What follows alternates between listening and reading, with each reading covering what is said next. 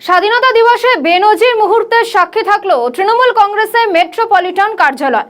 ঋতব্রত শিবিরের স্বাধীনতা দিবসের উদযাপনে হঠাৎ হাজির হলেন কালীঘাটপন্থী বেলেঘাটার বিধায়ক কুণাল ঘোষ। কুণাল ঘোষকে দেখে অবাক হয়ে যান ঋতব্রতপন্থীরা।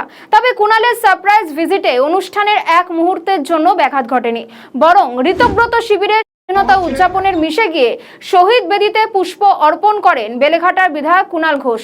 সতীর্থদের প্রস্তাবে কয়েক মিনিটের বক্তব্য পেশ করেন। যদিও সেখানে উপস্থিত ছিলেন না বিরোধী দলনেতা ঋতব্রত বন্দ্যোপাধ্যায়।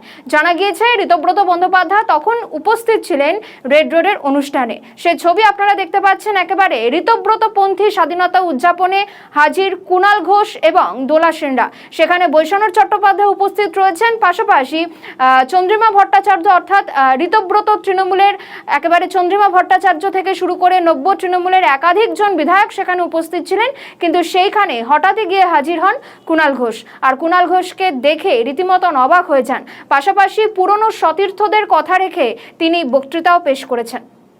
গরিব মানুষ হচ্ছে, তাকে নিশ্চয়ই কোনো সম্মান দেওয়া হয়েছিল, তখন তিনি খারাপ কথা বলেননি। তাকে বিজেপিও সাংসদ করেছিল, তখন তিনি খারাপ কথা বলেননি।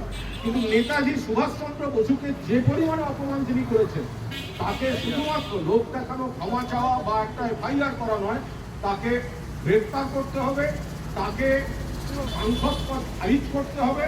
এবং বিজেপি যদি সত্যি নেতাজির প্রতি তাদের শ্রদ্ধার্ঘ দেখাতে চায়, তাহলে দয়া করে আপনারা আগে দল থেকে তাকে বহিষ্কার ঘোষণা করুন।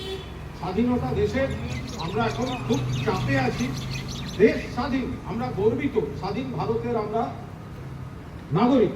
কিন্তু অর্থনীতিভাবে, সামাজিকভাবে এই বিজেপি সরকার দেশের সাধারণ মানুষ, গরিব মানুষ, কৃষক, শ্রমিক এদের সর্বনাশ করে ছেড়েছে। ছাত্র আন্দোলনে যেভাবে, সেটা হতে পারে না। ফলে আমরা গর্বিত নাগরিক, কিন্তু স্বাধীনতাকে